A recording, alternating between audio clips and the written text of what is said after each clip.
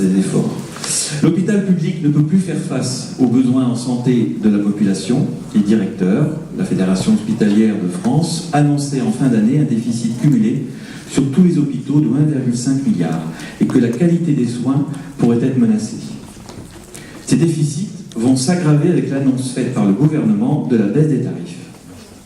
De plus, le gouvernement a décidé une économie de 4,2 milliards en 2018 sur la santé. De plus, le gouvernement utilise les mêmes armes que Hollande et Touraine.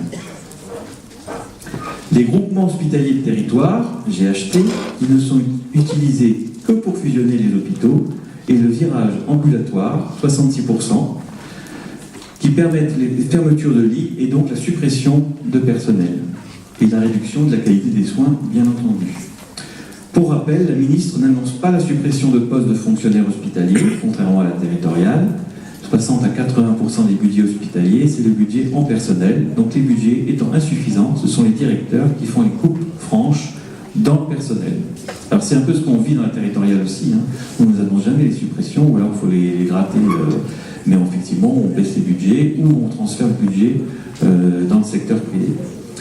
L'application par la FHF de la réforme territoriale à l'ANSH, l'Association nationale de la formation hospitalière, et au CGOS, Comité de gestion des œuvres sociales, auront de graves conséquences pour les agents. Il y aura une perte de proximité. Sans oublier, comme les camarades territoriaux, la hausse de la CSG, le gel du point d'indice et la mise en place du jour de carence. Voilà. Juste un mot pour vous dire, redire le plaisir que j'ai à être là et à avoir présenté ce rapport et à avoir fait ce rapport. J'espère que vous pourrez intervenir le plus.